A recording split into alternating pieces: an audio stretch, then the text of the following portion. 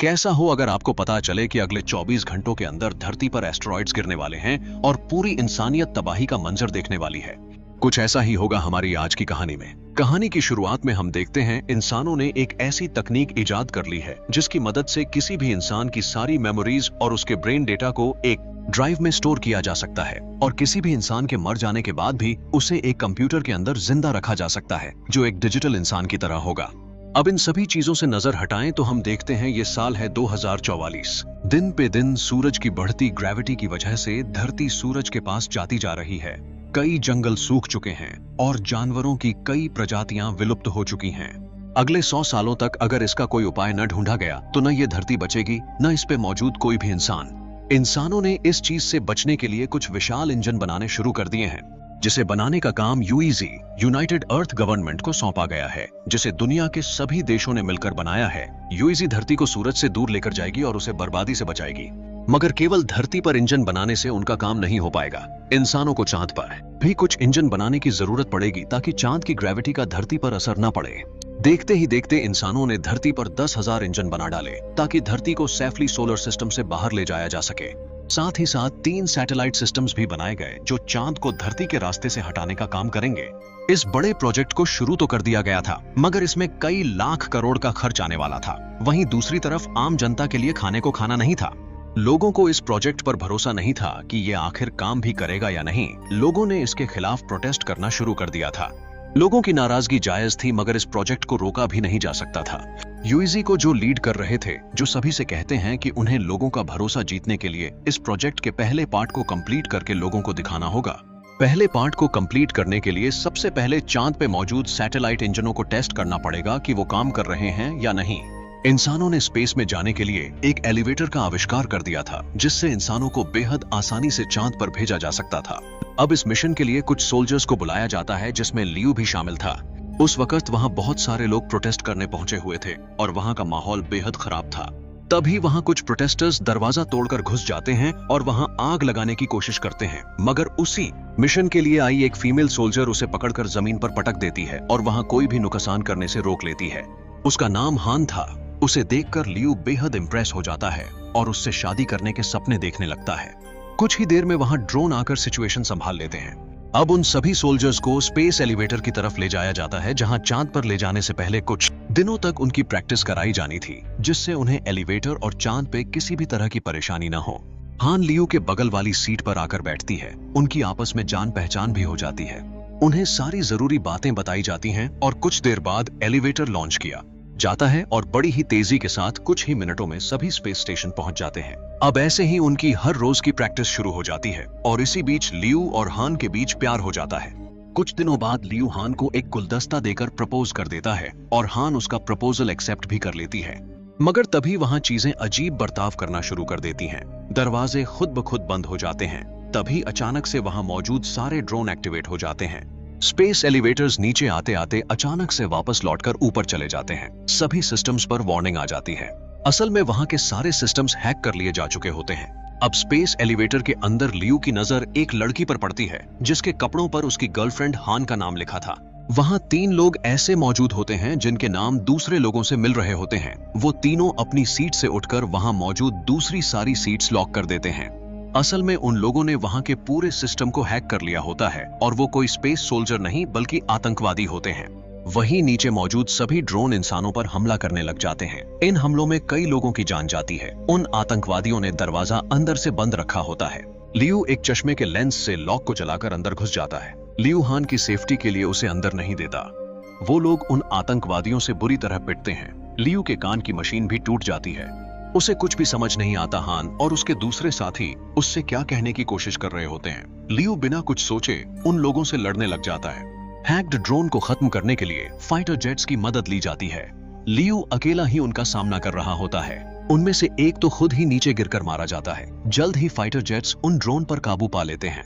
System को दोबारा restart किया जाता है और एलिवेटर एक बार फिर उनकी कंट्रोल में आ जाता है। एलिवेटर को तुरंत ही नीचे की तरफ वापस लाया जाता है। इतने में लियू 2 आतंकवादियों को खत्म कर चुका होता है मगर एक आतंकवादी अभी उस पर भारी पड़ रहा होता है। तभी दरवाजे की दूसरी तरफ हान बड़े कामों में इस्तेमाल होने वाले एक लोहे के हाथ की मदद से वहां के शीशे तोड़कर अंदर आ जाती है और उस आतंकवादी से लड़ने में लियो की मदद करती है। आखिर में वो आतंकवादी किसी तरह मारा जाता है, मगर इन मसलों में स्पेस स्टेशन का एक बड़ा हिस्सा टूटकर सीधा जमीन पे गिरने लग जाता है। इसके वजह से उस जगह पर बहुत ज्यादा तबाही हो जाती है। स्पेस एलिवेटर में भी मौजूद कुछ लोग घायल हो जाते हैं, मगर लियो हान को प्रोटेक्ट कर लेता है और उसे एक चोट तक नहीं आने देता। सारे लोगों को हॉस्पिटल ले जाया जाता है। कुछ लोगों को बचा लिया जाता है, मगर बहुतों की जान जाती है। अब इन सब के बाद लियो से उसका कमांडर जैंग मिलने आता है और इस हादसे को 7 महीने गुजर जाते हैं। अब हम यूईजी के लीडर जाओ को देखते हैं, जिसने अपनी असिस्टेंट को एक स्पीच तैयार करके दी है जिसमें बहुत सी जरूरी बातें लिखी हुई होती हैं। अब हम देखते हैं कि स्पेस एलिवेटर के तबाह होने के बाद लोगों का भरोसा इस प्रोजेक्ट से पूरी तरह उठ चुका होता है और अब बॉम्ब ब्लास्ट और प्रोटेस्ट और भी ज्यादा बढ़ जाते हैं। यूईजी की एक बड़ी मीटिंग के वक्त जब जाओ की असिस्टेंट स्पीच दे रही होती है, उसी वक्त वहां की लाइट चली जाती है और तभी वहां उसका एक रिप्रेजेंटेटिव आकर जाओ से कहता है कि सिचुएशन बेहद खराब हो चुकी है। क्या इस प्रोजेक्ट को आगे बढ़ाना सही भी होगा या नहीं? जाओ इस प्रोजेक्ट को किसी भी हालत में आगे बढ़ाना चाहता था, मगर हालात उसका साथ बिल्कुल नहीं दे रहे थे। मुश्किलें और भी ज्यादा बढ़ती जा रही थीं। इन सब के बाद भी जाओ इस प्रोजेक्ट को नहीं रोकता और इसे आगे बढ़ाने का फैसला करता है। अब हम एक चीनी साइंटिस्ट हेंग्यू को देखते हैं जो एक प्रिजर्व बॉक्स से उठता है। उस वक्त वो सभी चांद पर होते हैं जिन्हें धरती से भेजा गया होता है। कुछ सालों पहले हेंग्यू की बेटी एक कार एक्सीडेंट में मारी गई थी, लेकिन गुजरने से कुछ ही देर पहले उसने अपनी बेटी के दिमाग को एक हार्ड ड्राइव में स्टोर कर लिया था और डिजिटल लाइफ की मदद से उसने अपनी एक डिजिटल बेटी बना ली थी जिससे वो अक्सर बातें किया करता था। अब धरती से चांद पर नए मिशन के लिए कुछ सामान भिजवाया जाता है जिसमें एक बेहद खास कंप्यूटर मौजूद होता है जिसे एक बार शुरू कर दिया जाए तो वो खुद ब खुद ही सारी चीजें समझ जाएगा और चांद पर नए इंजन तैयार करना शुरू कर देगा।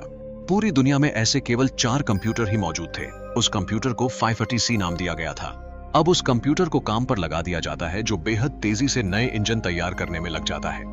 अब हेंग्यू का एक सीनियर लीडर मिस्टर मा उसे एक कुछ साल पुरानी ड्राइव लाकर देता है जिसमें हेंग्यू का दिमाग भी ठीक उसी तरह से स्टोर होता है जैसे उसने अपनी बेटी का दिमाग एक ड्राइव में स्टोर कर रखा होता है। वो वैज्ञानिक ऐसा इसलिए कर रहे थे ताकि अगर किसी कारणवश किसी वैज्ञानिक की मौत हो जाती है तो उसके मर जाने के बाद भी उसकी मदद ली जा सके। मगर मिस्टर मा ने अपनी कोई बैकअप ड्राइव नहीं बनाई थी क्योंकि वो मर जाने के बाद किसी का डिजिटल गुलाम नहीं बनना चाहता था। अब अनाउंसमेंट होती है कि चांद पर एक बड़ा तूफान आने वाला है। उसके आने से पहले अगर सारा सामान शिप के अंदर नहीं लाया गया तो उन्हें नुकसान झेलना पड़ सकता है।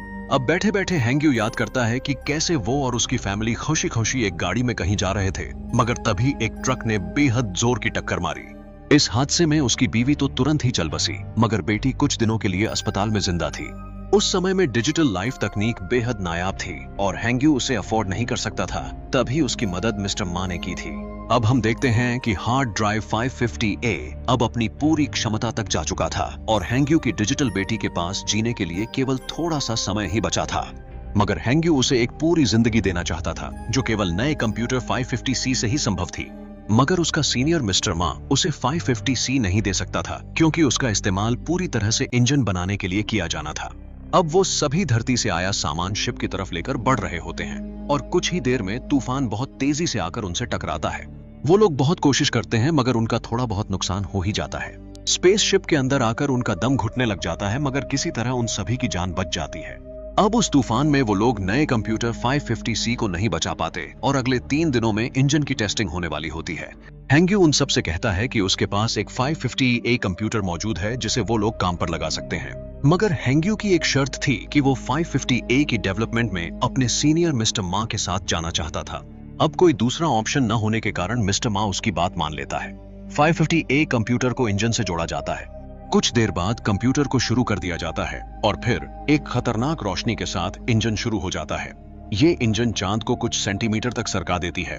अब वो लोग धरती पे भी मौजूद एक इंजन चालू करते हैं जो एक भयानक शॉक वेव के साथ शुरू होता है और धरती को अपनी जगह से सरका देता है। ये देखकर सभी को अंदाजा हो जाता है कि उनका मिशन बेकार नहीं जा रहा। जनता भी उन पर भरोसा करने लग जाती है और इसी खास मौके पर लियू हां को एक रिंग देकर शादी फिक्स कर लेता है और कुछ ही दिनों में उनकी शादी हो जाती है। अब इंजन बनाने का काम बेहद तेजी से आगे बढ़ने लगता है। अब सारे देश मिलकर एक नया प्रोजेक्ट शुरू करते हैं जिसमें सभी जमीन के नीचे एक नया शहर बनाने की शुरुआत करते हैं। पृथ्वी को उसकी जगह से हटाते ही दिन 24 घंटे से सीधे 60 घंटे का हो जाने वाला था। मगर जो सबसे बड़ी समस्या जनता में देखने को मिली वो ये थी कि सोलर रेडिएशन की वजह से एक बड़ी आबादी को कैंसर का सामना करना पड़ा। इसी तरह साल दर साल गुजरते जाते हैं। इस प्रोजेक्ट को एक नया नाम दिया जाता है, द वॉन्डरिंग अर्थ प्रोजेक्ट। अभी भी एक समस्या उनके सामने आ रही थी। चांद पे मौजूद इंजन पर भरोसा नहीं किया जा सकता था, इसलिए यूईजी ने सभी देशों से न्यूक्लियर बमों की मांग की थी, मगर कुछ देश इसके लिए राजी नहीं हो रहे थे। अब कुछ ही दिनों में ये प्रोजेक्ट फाइनली शुरू होने वाला था, जिसके बाद धरती को सोलर सिस्टम से दूर ले जाया जाएगा। लोग आखिरी कुछ दिनों के लिए चांद को देख रहे थे। अब हम देखते हैं लियू और हां की शादी किए कुछ साल गुजर चुके होते हैं और दोनों का एक बेटा भी हो चुका होता है, मगर हम देखते हैं कि कई सारे दूसरे लोगों की तरह हां भी कैंसर की शिकार हो चुकी होती है। इस चीज को लेकर लियू बेहद परेशानी में आ चुका होता है। वहीं दूसरी तरफ हेंग्यू को 14 साल बीत चुके थे अपनी डिजिटल बेटी को देखे। एमआर मां उसे समझाना चाहता था कि उसकी बेटी अब मर चुकी है, बेहतर होगा वो उसे भुलाने की कोशिश करे, मगर हेंग्यू इस चीज को मानने के लिए बिल्कुल भी तैयार नहीं था। हेंग्यू चाहता था कि उसकी बेटी को एक नए तकनीक वाले कंप्यूटर से जोड़ा जाए ताकि वो एक पूरी लाइफ जी सके और डिजिटल लाइफ में उन्हें एक बड़ी इनोवेशन मिले, मगर एमआर मां इस चीज से सहमत नहीं था। अब हम देखते हैं लियू किसी मिशन पर जाने के लिए इंटरव्यू देने आया हुआ होता है। उसका इंटरव्यू एक एआई मशीन ले रही होती है जो उसकी फैमिली के बारे में उससे सवाल पूछने लग जाती है और उसे कहती है कि उसकी बीवी कुछ ही दिनों में मर जाएगी। ये सुनकर उसे बहुत गुस्सा आ जाता है। वो इस इंटरव्यू में पास नहीं हो पाता और वहां से चला जाता है। अब अंडरग्राउंड सिटी में जाने के लिए लोगों को पासेस बेचे जा रहे होते हैं। लियू पासेस खरीदकर हॉस्पिटल हां से मिलने चला जाता है।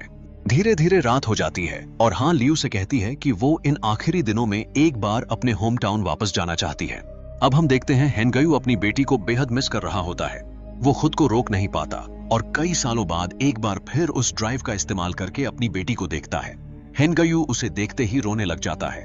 उसके ड्राइव कनेक्ट करने की वजह से इंजन्स में प्रॉब्लम शुरू हो जाती है और पूरे सिस्टम में अलर्ट्स आने लग जाते हैं। वो लोग कमरे का ग्लास तोड़कर लियू को पकड़ लेते हैं और सिस्टम से वो ड्राइव भी निकाल लेते हैं। अब हम देखते हैं लियू अपनी वाइफ हां को एक फाइटर जेट में लेकर उसके होम टाउन चला जाता है। वो शहर पहले ही तबाह हो चुका था और लोगों ने वहां रहना बंद कर दिया था। अब हां लियू से कहती है अगर उसे नहीं चुना गया तो वो बच्चे को लेकर अंडरग्राउंड सिटी चला जाए। हाँ, अंडरग्राउंड सिटी नहीं जाएगी क्योंकि इसे भी उसकी जिंदगी में अब कुछ ही दिन बाकी रह गए हैं। अब हम देखते हैं चांद पे मौजूद एक लूनर इंजन शुरू किया जाता है जो अपनी कैपेसिटी से कुछ ज्यादा पावर इस्तेमाल कर लेता है और चांद पर एक बड़ा ब्लास्ट हो जाता है। सभी के मोबाइल्स पर अलर्ट मैसेजेस आने लग जाते हैं और कुछ ही देर में एक बड़ी सुनामी आ जाती है जो पूरे शहर को घेर लेती है। तभी इमरजेंसी की सिचुएशन में लियू को अर्जेंट बुलाया जाता है। उस बड़े विस्फोट के कारण चांद अपने ऑर्बिट से भटक जाता है और धरती की तरफ बढ़ने लग जाता है। अब चाइनीज गवर्नमेंट फैसला करती है कि लोगों को अंडरग्राउंड सिटीज में भेजा जाएगा। लियू अपने बेटे को अपने पिता के हाथों सौंप देता है जो उसे अंडरग्राउंड सिटी ले जाते हैं। वहीं दूसरी तरफ हां भी कैंसर से मारी जाती है। इन सब के बाद भी लियू अपना फर्ज निभाने से पीछा नहीं हटता। अब झाओ एक बड़ी स्पीच देता है जिसमें वो सभी देशों को न्यूक्लियर बम्स डोनेट करने के लिए मना लेता है। अब हम देखते हैं कि उस ब्लास्ट के कारण चांद के बाकी सारे दूसरे इंजन काम करना बंद कर चुके थे, इसलिए अब सब कुछ वापस ठीक करने के लिए एमआर मां को हेंग्यू की जरूरत थी।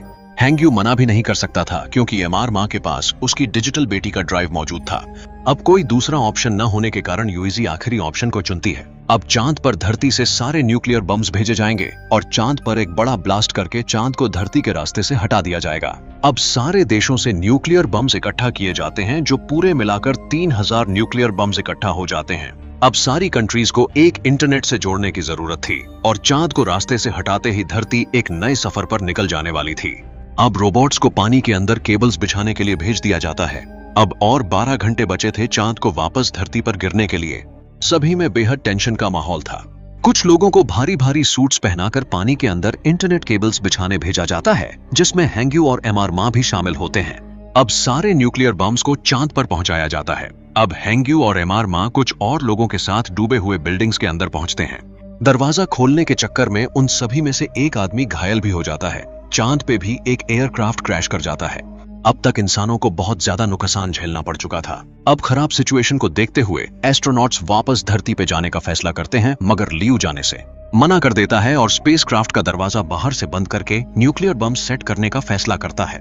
वहीं दूसरी तरफ एमआर मां और हेंग्यू अभी पानी के नीचे इंटरनेट कनेक्शन जोड़ने की कोशिश में लगे होते हैं। वहीं दूसरी तरफ चांद पे हुए ब्लास्ट से निकलने मलबे भी तेजी से धरती की तरफ बढ़ रहे थे। वो लोग कुछ कर पाते इससे पहले मलबे धरती तक पहुंच गए और हर तरफ तबाही का मंजर छा गया। एक मलबा उस जगह पर भी जाकर गिरा जहां एमआर मां और लियू थे। उस झटके के कारण वहां की दीवारें टूट गईं और अंदर पानी भरने लगा। अब तेजी से भरते पानी को देखते हुए एमआर मां जीने की उम्मीद छोड़ देता है। और आखिरी बचे पासवर्ड्स को लियू को पकड़ाकर बचा हुआ काम पूरा करने को कहता है। अब चांद के मलबे लगातार धरती पे गिर रहे थे। उन लोगों को कम से कम 1 महीने का वक्त चाहिए था इस काम को पूरा करने के लिए, मगर केवल 12 घंटे ही बचे थे चांद को धरती से टकराने में। अब एक ऑफिसर एक आखिरी प्लान लेकर आता है। इस प्लान में वो कुछ लोगों को चांद पर भेजेंगे जो मैन्युअली न्यूक्लियर बम्स को एक्टिवेट करेंगे और कुछ लोगों की कुर्बानी के साथ धरती और इंसान दोनों बच जाएंगे। इस ऑपरेशन के लिए पूरे 300 लोगों की जरूरत थी। सभी में से कुछ जवान सोल्जर्स इस मिशन पर जाने के लिए तैयार हो जाते हैं, मगर तभी जैंग आगे आता है और 50 साल से ऊपर के हर एक सोल्जर को आगे आने को कहता है। ऐसे ही कुछ ही देर में 300 लोग एकत्र हो जाते हैं। अब उन 300 लोगों को स्पेसक्राफ्ट के सहारे चांद पर भेज दिया जाता है। वहीं दूसरी तरफ हेंग्यू अभी इंटरनेट कनेक्शन जोड़ने की कोशिश कर रहा था। चांद पर पहुंचकर जैंग अपने जूनियर लियू से मिलता है। जैंग लियू को चांद पे पड़ा एक रशियन कैप्सूल स्पेसक्राफ्ट लेकर वापस धरती की तरफ लौटने को कहता है, क्योंकि वो अभी इंसानों के काम आ सकता था। लियू उस कैप्सूल को लेकर वापस धरती की तरफ लौट जाता है। अब सारी कंट्रीज के नेटवर्क ऑनलाइन आ चुके थे, मगर चाइना का नेटवर्क अभी कनेक्टेड नहीं था। अब हेंग्यू जिस बिल्डिंग में मौजूद था वहां बहुत तेजी से पानी भरता जा रहा था। अब आखिरी में हेंग्यू कंप्यूटर से खुद का और अपनी बेटी का ड्राइव जोड़ देता है। अब न्यूक्लियर बॉम्ब्स को ब्लास्ट होने में 30 मिनट का समय बाकी था। अब न्यूक्लियर बॉम्ब्स को चांद पर ब्लास्ट कर दिया जाता है, जिससे चांद पूरी तरह तबाह होकर धरती के रास्ते से हट जाता है। अब धरती के इंजन्स को शुरू करने के लिए इंटरनेट कनेक्शंस की जरूरत थी। अब पानी में डूबता डूबता हेंग्यू अपनी बेटी को कुछ पासवर्ड्स दिखा जाता है जो उसे याद रह जाता है, क्योंकि वो एक मशीन थी। पूरी दुनिया के लोग बेहद डर चुके थे। अब मरने के बाद हेंग्यू खुद को उसी मशीन में पाता है जहां उसकी बेटी थी। ये सब उस ड्राइव की वजह से हुआ था जो हेंग्यू ने मरने से पहले कंप्यूटर में लगा दिया था। अब अपना बचा हुआ काम हेंग्यू उस डिजिटल दुनिया में रखे एक छोटे कंप्यूटर से पूरा करता है। अब फाइनली पूरी दुनिया का इंटरनेट आपस में कनेक्टेड होता है और इंजन्स को शुरू कर दिया जाता है। अब धरती सोलर सिस्टम से बाहर चली जाती है और कुछ दिनों में सब कुछ वापस ठीक हो जाता है। झाओ रिटायर हो जाता है और उसकी कुर्सी उसकी असिस्टेंट संभाल लेती है। अब साल 2075 आ चुका था। इंसान वापस पहले की तरह धरती पर रहने लगे थे। हमारी कहानी यहीं खत्म हुई।